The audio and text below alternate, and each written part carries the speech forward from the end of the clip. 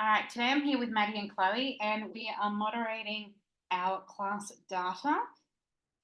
So we'll start with Maddie. Okay, I'll just share my screen. 2 seconds. I hope it's that one. Please be right. Can I expand that? Yeah.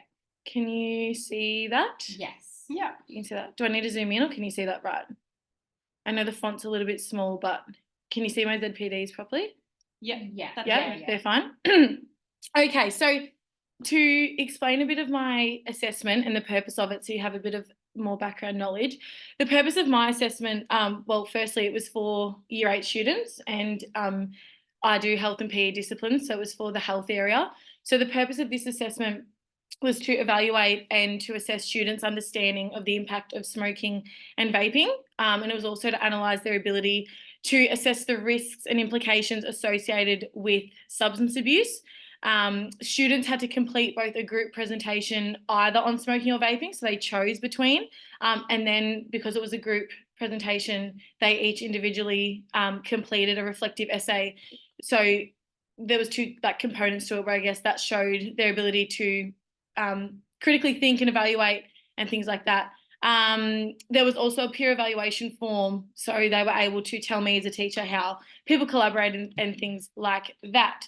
In terms of my Guttman chart and ZPDs that you can see on the screen, I've got 5 ZPDs, and the reason that I put them into 5 is because I kind of went off that basis of having each student in there 50% of zeros and 50% of the ones. That's kind of how I calculated that and got my 5 zone of proximal development groups. That's about it, really. The ZPD that I will be focusing on is probably that blue one down in the bottom left. So when you have a look at that one, and when you read the indicators associated with it, it's focusing with them and that group on the foundational aspects of the content first. So they kind of didn't grasp, you can see they didn't grasp the harder questions at all, but they even struggled to grasp the quite simpler questions and information as well. So that's where I'd be starting. Yep, thanks for sharing. Do you want to go, Michelle? Yeah. I've noticed a lot of noise in the data. Do you know a reason for that? Yeah, I see that too. I saw that straight away. And I think that actually reflects my assessment choice. It reflects that it wasn't suited and it was pretty poor, I suppose, for the group that I was delivering it to. Yeah, with so much noise. But yeah, thanks for putting that out. I definitely noticed that as well. I'm just looking down at Dayton. Mm-hmm. Could he possibly be in the blue group? Because if you look down further on, you can tell that he's actually struggled down there. Yeah, definitely. I put him in the red because he was confident with a few questions. So questions 7, 2, and 5. So I thought that maybe that 6.2 was a bit of an outlier. But no, I definitely think that's a really good point. And I think I will adjust that and actually bring him down. So thanks, Chloe, for pointing that out. No worries. Do you want me to start sharing mine now? Yeah. Do I have to stop sharing first? Yep. So if I click stop share. All right, I'll just get mine up. Pause it. Do I have to pause it? Oh. Hold on. Sorry, we just had a technical issue. I wasn't able to screen share, but we've just fixed that now. I'll just get up mine. So here is my chart.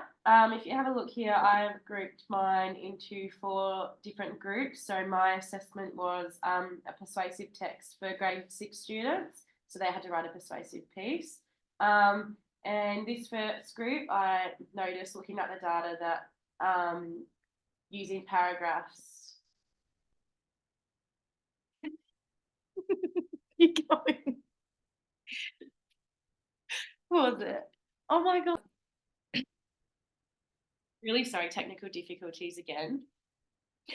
Chloe, love that explanation and love looking at your ZPDs. I'm looking at the yellow one here and Samira, who's at the bottom of that yellow group. Yeah. I'm just looking and I feel like an improvement and a change could be that she could go into that blue group, so actually drop down, because it appears when you look at the rest of the chart that she has struggled with the rest of the assessment, getting like literally all zeros for the rest. Oh, So yeah. she might need to work more on those foundational topics and aspects of it, of the content that the blue group's working on. So that's Yeah. something that you So could now look looking at that, I can see that too. So I definitely think that's a change I should make, because this one that she's got here at the start, I think maybe could have been a guess, because she's struggled for the rest of the way. But thanks for pointing that out.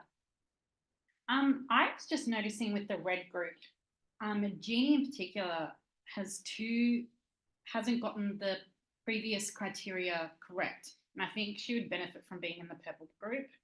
And even Giselle, I think, could potentially fit into the purple group based on her correct and incorrect criteria that she's achieved. Just on the question, before it, I think maybe that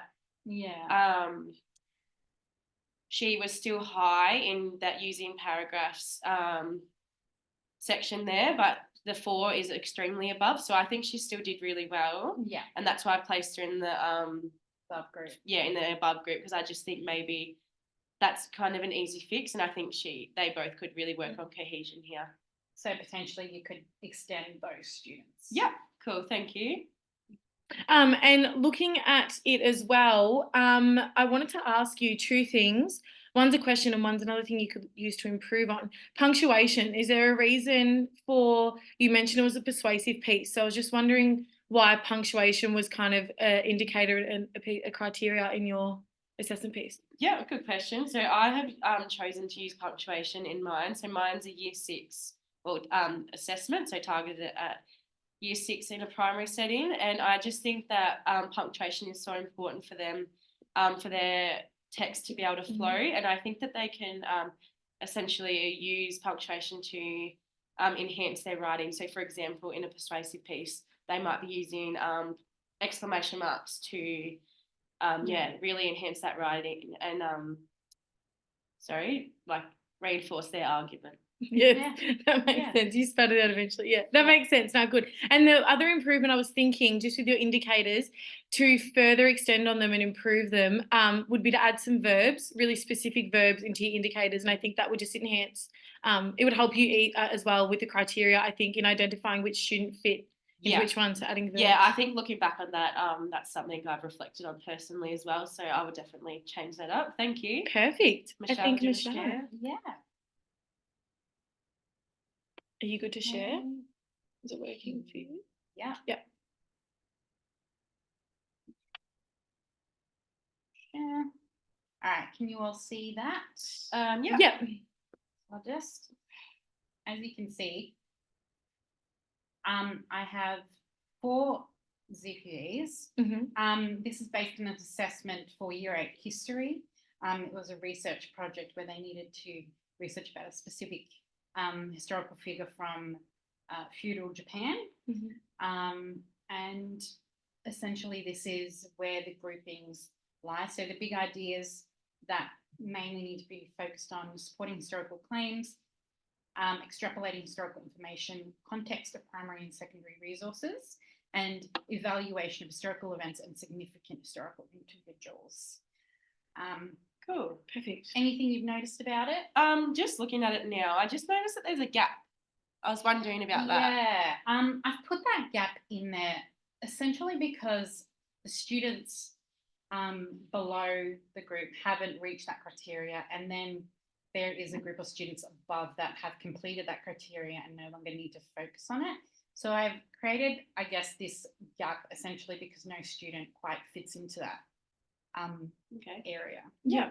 I guess this kind of leads on, it might be a different question or not, but I was wondering why you haven't put some students into a specific ZPD group. Yeah, so I have 2 at the bottom and 2 at the top. And essentially, this assessment task was too easy in essence for the 2 top students and too challenging for the 2 bottom students. Yeah. And so I, as a teacher, need to figure out how I'm going to move forward, extending the high achieving students and supporting the low performing students. And that's where I definitely need to focus, but this assessment task might have been structured better to kind of extend students and support.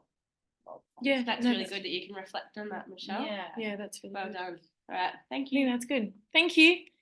Now stop recording. Yeah.